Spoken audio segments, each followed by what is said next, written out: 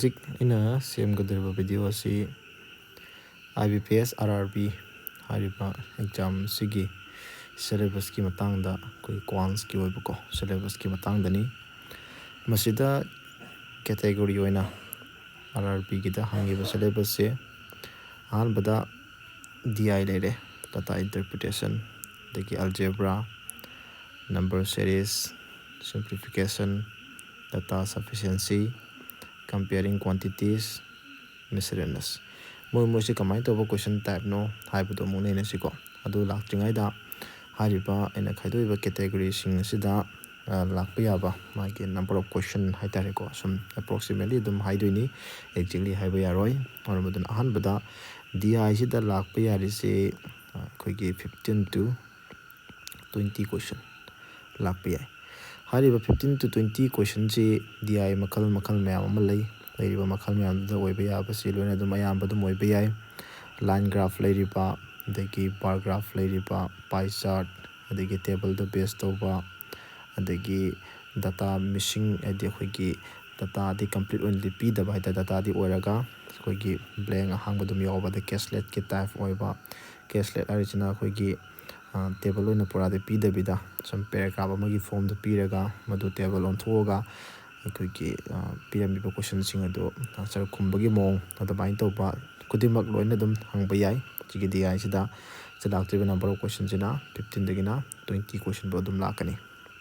daga mathang algebra sida lakpa yaba question se ma 0 to 7 dum hai 0 to 7 haibadi lakhibi yai laktabi yai la agana 0 dadi 7 fawgi question 7 fawgi manungda dum lakani haibagini masiga khoigi number 7 da leiriba comparing quantity ga adum amoini se dum manai haldum haibi yai maramdi sidajo comparing quantity su 0 dagina 5 question bo dum lakpi yai ani si kamai manai no haiba matamda algebra da tawdujina khoigi linear equation gumba adagi quadratic gumba piramaga x gumba y gumba gi value puthoga adagi x ka y gi value compare tawba khotpa adu chamane comparing quantity gi manung adum chandoini adujo adagi comparing quantity hana tongana mu khaido isna kamai to ge haiba tamda khoi quantity ani tongan puthogane kanidi ko karam makhani quantity no haibu di fix layer roi masi any type of quantity oi bi number khatang piram bayai amadana any topic amadi lakhalaga value ma puthohan bayai adamain taroga phangakadaba quantity ni do kanana chawi kanana pe hana smain taroga yengbagi question style duni aduda hariba algebra du so dugi style damakti oiduni magi namo x y da base taroga dum compare to the x ki y ki value compare to ba x ne na chawgadra y ne na chawgadra moini chi managadra relation sagat pa yagadra haibna singba dugumba question style duni algebra ga comparing quantity de lagadise sida algebra dana id x y da base to budna 0 to 7 question adum lak pa yai id comparing quantity sina 0 to 5 question adum lak pa yai next mathang da number series ta lakto si masum question masing je maso lakani have a fixed leite lakpa taragana 0 to 5 question adum lakani aida ambola oi hai ni ko 0 wari sina adu lakpa taragana manga fawgi manung dum lakani habali masida number series ta hangba yariba question style sina kamai toge haba matamda koida series ama piraba number ge series ama piraba aduga sam amadi khoi hangala thamaga series tu yengaga madu karamba hangdu kari warakadage kaina haiba question style gumba adagi khoigi marak series ama ithoga series tu da aran bas magi laiba magi pattern do sum lakpada pattern do follow tawdaba number yarongani madu follow tawdaba number do tam do hayo haiba na chingba adagi marakta khoigi sum series irakpada marakta hangba haida missing oiba data mention bagum id number mention bag series to gi number mention bagum basu gumba question style je hariba number system jita laktuini adu laktu ba aba question masing jina 0 dagina 5 question bo dum lakani adagi simplification je jo adum samani maso lakpi aba number question 0 to 5 adum oi masijina karama makhalgi question no haiba matamda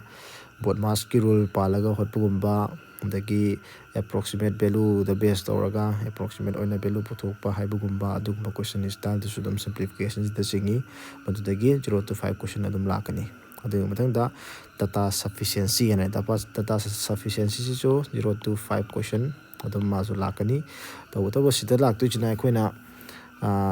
ꯀꯩ ꯍꯥꯏꯇꯥꯔꯦ question ꯑꯃ ꯄꯤꯔꯅꯤ ꯃꯣꯏ question ꯁ꯭ꯇꯥꯏꯜꯗꯨꯅꯤꯀꯣ ꯍꯥꯏꯔꯤꯕ ꯄꯤꯔꯤꯕ questionꯗꯨ answer ꯄꯤꯅꯕ ꯍꯣꯠꯅꯕꯗ ꯃꯥꯅ condition ꯑꯅꯤꯈꯛ ꯄꯤꯔꯝꯒꯅꯤ statement 1 statement 2 ꯍꯥꯏꯅ statement 1 statement 2 ꯍꯥꯏꯅ ꯄꯤꯔꯝꯒꯅꯦꯕꯀꯣ ꯍꯥꯏꯔꯤꯕ statement 1 2 ꯗꯣ 1 ꯃꯊꯟꯗꯅ ꯍꯥꯏꯔꯤꯕ ꯍꯪꯉꯤꯕ questionꯗꯨ ꯈꯨꯝꯕ ꯉꯝꯃꯤꯕ꯭ꯔꯥ 2 ꯃꯊꯟꯗꯅ ꯈꯨꯝꯕ ꯉꯝꯃꯤꯕ꯭ꯔꯥ ꯑꯗꯒꯤ 1ꯅ ꯈꯨꯝꯕ ꯉꯝꯃꯒ 2ꯗꯤ ꯗꯔꯀꯥꯔ ꯑꯣꯏꯗꯕ꯭ꯔꯥ 1 2 ꯑꯅꯤꯃꯛ ꯆꯪꯕ꯭ꯔꯥ ꯑꯗꯩ ꯑꯅꯤꯃꯛ ꯑꯃꯠꯇꯅ ꯈꯨꯝꯕ ꯉꯝꯃꯣꯏꯗꯕ꯭ꯔꯥ ꯍꯥꯏꯅ ꯍꯪꯕ question ꯁ꯭ꯇꯥꯏꯜ ꯍꯥꯏꯇꯥꯔꯦꯀꯣ ꯑꯗꯨꯒꯨꯝꯕꯗꯣ ꯗꯥꯇꯥ ꯁꯐꯤꯁꯤꯌꯦꯟꯁꯤꯁꯤꯗ ꯕꯦꯁ ꯇꯧꯕ question ꯀꯧꯋꯦꯀꯣ ꯃꯗꯨꯗ question 0 to 5 question ꯑꯗꯨꯝ ꯂꯥꯛꯀꯅꯤ ꯑꯗꯨꯒ ꯃꯤꯁꯦꯂꯦꯅꯁ ꯍꯥꯏꯁꯤꯅ ꯑꯄꯨꯟꯕꯒꯤ ꯁꯨꯝ ꯍꯥꯏꯗꯤ ꯐꯤꯛꯁ ꯑꯣꯏꯅ ꯈꯥꯏꯗꯣꯛꯄ ꯅꯠꯇ꯭ꯔꯕ ꯃꯌꯥꯝꯅ ꯀꯃꯟ ꯑꯣꯏꯅ ꯑꯗꯨꯝ ꯑꯦꯛꯖꯥꯝ ꯈꯨꯗꯤꯡꯃꯛꯇ ꯍꯪꯉꯒ ꯂꯩꯔꯕ ꯇꯣꯄꯤꯛꯁꯤꯡ ꯑꯩꯈꯣꯏꯗ ꯈꯨꯗꯝ ꯑꯣꯏꯅ ꯑꯦꯚꯔꯦꯖꯄꯨ ꯍꯥꯏꯕ ꯑꯣꯏꯔꯣ time and work, time and distance, simple interest, compound interest, ꯑꯗꯒꯤ ꯂꯩꯔꯤꯕ ꯇꯣꯄꯤꯛ ꯃꯆꯥ ꯍꯥꯏꯇꯥꯔꯦꯀꯣ ꯑꯗꯒꯤ percentageꯄꯨ ꯍꯥꯏꯕ ꯑꯣꯏꯔꯣ ratio proportion ꯑꯗꯒꯤ mixture allegation ꯂꯩꯔꯤꯕ ꯇꯣꯄꯤꯛ ꯃꯆꯥ ꯂꯩꯔꯤꯕ ꯃꯌꯥꯝꯁꯦ ꯁꯤꯗ ꯆꯤꯡꯉꯦꯕ ꯃꯦꯁꯦꯂꯦꯅꯁ ꯍꯥꯏꯕꯁꯤꯗ ꯆꯤꯡꯉꯦꯕꯀꯣ ꯃꯁꯤꯗ ꯂꯥꯛꯀꯗꯕ ꯌꯥꯕ question ꯃꯁꯤꯡꯁꯦ 10 to 15 question ꯑꯗꯨꯝ ꯂꯥꯛꯀꯅꯤ ꯑꯗꯣ ꯃꯥꯗꯤ ꯐꯤꯛꯁ ꯂꯩꯇ꯭ꯔꯦ ꯌꯥꯝ ꯆꯥꯎꯈ꯭ꯔꯦ ꯁꯤꯗꯤ ꯀꯔꯝꯕꯅꯣ ꯍꯥꯏꯕ ꯇꯣꯄꯤꯛꯇꯨ ꯐꯤꯛꯁ ꯂꯩꯇ꯭ꯔꯦ ꯃꯌꯥꯝꯅ ꯀꯃꯟ ꯑꯣꯏꯅ ꯂꯩꯅꯔꯤꯕ ꯇꯣꯄꯤꯛꯁꯤꯡꯗꯨꯅꯤ ꯑꯗꯨꯒ ꯁꯤꯒꯤ ꯃꯌꯥꯝꯁꯤꯒꯤ ꯃꯅꯨꯡꯁꯤꯗ ꯑꯌꯥꯝꯕ ꯃꯇꯝꯗ ꯁꯨꯡꯁꯣꯏ ꯁꯣꯏꯗꯅ ꯂꯥꯛꯀꯗꯕ ꯄꯥꯔꯠꯁꯦ ꯑꯗꯨꯝ ꯑꯩꯈꯣꯏꯒꯤ ꯃꯔꯨꯑꯣꯏꯅ DI ꯍꯥꯏꯇꯥꯔꯦ DI ꯁꯤꯅꯤ DI ꯁꯤꯗꯤ ꯑꯩꯈꯣꯏꯅ ꯑꯦꯅꯤ ꯃꯥꯗꯤ ꯇꯣꯉꯥꯟꯕ ꯇꯣꯄꯤꯛ ꯑꯃ ꯑꯣꯏꯖꯕꯒꯤ ꯋꯥꯅꯤ ꯇꯁꯦꯡꯅ ꯃꯉꯣꯟꯗ ꯂꯥꯛꯀꯗꯕ question ꯁ꯭ꯇꯥꯏꯜꯁꯤꯡꯁꯤꯗꯤ ꯇꯣꯉꯥꯟꯕ ꯑꯦꯚꯔꯦꯖꯇ ꯕꯦꯁ ꯇꯧꯕ question ꯑꯗꯒꯤ ꯔꯦꯁꯤꯌꯣꯗ ꯕꯦꯁ ꯇꯧꯕ question percentageꯇ ꯕꯦꯁ ꯇꯧꯕ question ꯍꯥꯏꯕꯗꯤ ꯇꯣꯄꯤꯛ ꯃꯆꯥꯁꯤꯡꯁꯤ ꯈꯪꯗꯕ ꯌꯥꯗꯦꯕ DI ꯍꯥꯏꯔꯒ ꯍꯦꯛꯇ DI ꯇꯣꯉꯥꯟꯕ ꯇꯣꯄꯤꯛ ꯑꯃ ꯃꯥꯒꯤ ꯄꯔꯥ ꯑꯃ ꯇꯣꯉꯥꯟ ꯇꯝꯒꯗꯕ ꯅꯠꯇꯦꯕ ꯃꯥꯒꯤꯗꯤ ꯍꯣꯏ ꯗꯥꯇꯥ ꯄꯥꯕ ꯈꯣꯠꯄ ꯔꯤꯗ ꯇꯧꯕ ꯈꯣꯠꯄ ꯑꯗꯨꯒꯨꯝꯕꯒꯤ ꯅꯤꯌꯣꯝ ꯈꯔ ꯂꯩꯒꯅꯤ ꯑꯗꯨꯒ ꯑꯌꯥꯝꯕꯅ ꯑꯩꯈꯣꯏꯅ ꯇꯝꯈꯤꯕ ꯇꯣꯄꯤꯛ ꯃꯆꯥꯗ ꯕꯦꯁ ꯇꯧꯕ ꯉꯥꯛ ꯑꯣꯏꯗꯣꯏꯅꯦꯕꯀꯣ ꯑꯗꯒꯤ ꯆꯞ ꯃꯥꯟꯅꯩ ꯁꯤꯗ ꯀ꯭ꯋꯥꯟꯇꯤꯇꯤ ꯀꯝꯄꯤꯌꯔ ꯇꯧꯕ ꯍꯥꯏꯕꯕꯨ ꯑꯣꯏꯔꯣ ꯑꯗꯒꯤ ꯗꯥꯇꯥ ꯁꯐꯤꯁꯤꯌꯦꯟꯁꯤꯒꯤ ꯍꯥꯏꯕꯕꯨ ꯑꯣꯏꯔꯣ ꯈꯨꯗꯤꯡꯃꯛꯁꯦ ꯇꯣꯄꯤꯛ ꯃꯆꯥ ꯑꯌꯥꯝꯕꯅ ꯑꯗꯨꯝ questionꯁꯤꯡꯁꯦ ꯂꯥꯛꯄ ꯀꯃꯟꯂꯤ ꯂꯥꯛꯄ questionꯁꯤꯡꯁꯦ time and workꯀꯨꯝꯕ ꯑꯗꯒꯤ time and distanceꯒꯤ questionꯗꯒꯨꯝꯕ ꯑꯦꯚꯔꯦꯖꯇ ꯕꯦꯁ ꯇꯧꯕꯒꯨꯝꯕ ꯑꯗꯩ ꯍꯪꯉꯤꯕ question ꯍꯥꯏꯗꯤ question ꯑꯃ ꯍꯪꯒꯅꯤ comparing ꯑꯩꯈꯣꯏ data sufficiency ꯍꯥꯏꯔꯒꯅ question ꯑꯃ ꯍꯪꯉꯅꯤ ꯍꯪꯉꯤꯕ questionꯗꯨ statement ꯑꯅꯤ ꯄꯤꯔꯒ ꯑꯅꯤꯗꯨꯅ ꯀꯔꯝꯕꯅ ꯈꯨꯝꯕ ꯉꯝꯗꯣꯏꯅꯣ ꯍꯥꯏꯅ ꯍꯪꯕ questionꯁꯦ ꯀꯔꯝꯕ ꯃꯈꯜꯒꯤ question ꯍꯦꯛꯇ ꯑꯣꯏꯔꯝꯃꯤ ꯍꯥꯏꯕ ꯃꯇꯝꯗ time and workꯀꯤꯒꯨꯝꯕ time and distance simple interest compound interest ꯑꯁꯤꯒꯨꯝꯕꯒꯤ ꯇꯣꯄꯤꯛ ꯃꯆꯥ ꯂꯩꯔꯤꯕꯁꯤꯡꯁꯦ ꯃꯣꯏꯗ ꯍꯦꯛꯇ ꯕꯦꯁ ꯇꯧꯔ ꯂꯩꯔꯝꯃꯦꯕꯀꯣ ꯑꯗꯨꯃꯥꯏꯅ ꯂꯩꯕ question ꯁ꯭ꯇꯥꯏꯜ ꯇꯁꯦꯡꯅ ꯃꯈꯣꯏꯗꯤ ꯑꯟꯁꯔꯗꯨ ꯇꯥꯅꯕ ꯍꯣꯠꯀꯗꯧꯕ ꯅꯠꯇꯦ ꯆꯨꯝꯅꯒꯤ ꯆꯦꯛ ꯇꯧꯕ ꯈꯛꯇꯅꯤ ꯍꯥꯏꯗꯤ statement 1ꯗꯨꯅ ꯑꯟꯁꯔ ꯄꯤꯕ ꯉꯝꯃꯤꯕ꯭ꯔꯥ statement 2ꯗꯨꯅ ꯑꯟꯁꯔ ꯄꯤꯕ ꯉꯝꯃꯤꯕ꯭ꯔꯥ ꯍꯥꯏꯕꯅꯆꯤꯡꯕ ꯑꯗꯨꯒꯨꯝꯕ ꯆꯦꯛ ꯇꯧꯕꯒꯤ ꯆꯦꯛꯀꯤꯡ ꯈꯛꯇꯅꯤ ꯁꯣꯂꯨꯁꯟ ꯌꯧꯅ ꯄꯨꯊꯣꯛꯀꯗꯧꯕ ꯅꯠꯇꯦ ꯌꯥꯏ ꯌꯥꯗꯦ ꯃꯥꯅ ꯌꯥꯏ ꯃꯥꯅ ꯌꯥꯗꯦ ꯍꯥꯏꯕꯗꯨ ꯈꯛꯀꯤ ꯆꯦꯛ ꯇꯧꯔꯒ ꯂꯣꯏꯁꯤꯟꯒꯗꯕ question ꯁ꯭ꯇꯥꯏꯜ ꯉꯥꯛꯇꯅꯤ ꯁꯨꯃꯥꯏꯅ ꯇꯧꯔꯒ ꯁꯤꯒꯤ ꯂꯩꯔꯤꯕ ꯃꯦꯟ ꯑꯣꯏꯅ ꯑꯩꯅ ꯏꯔꯤꯕ ꯇꯣꯄꯤꯛ ꯀꯦꯇꯦꯒꯣꯔꯤ ꯍꯥꯏꯇꯥꯔꯦꯀꯣ ꯀꯦꯇꯦꯒꯣꯔꯤ 3ꯁꯤꯗ ꯕꯦꯁ ꯇꯧꯔꯒ ꯑꯩꯈꯣꯏꯒꯤ IBPS RRBꯒꯤ ꯑꯣꯏꯕ ꯑꯦꯛꯖꯥꯝꯁꯤꯡꯁꯤꯗ ꯁꯨꯃꯥꯏꯅ ꯇꯧꯔꯒ questionꯁꯤꯡꯁꯦ ꯂꯥꯛꯀꯅꯦꯕꯀꯣ ꯐꯔꯦ ꯁꯤ ꯍꯥꯏꯔꯒ ꯁꯦꯂꯦꯕꯁꯀꯤ ꯃꯇꯥꯡꯁꯤꯗ ꯂꯣꯏꯁꯤꯟꯖꯔꯒꯦꯀꯣ ꯊꯦꯡꯛ ꯌꯨ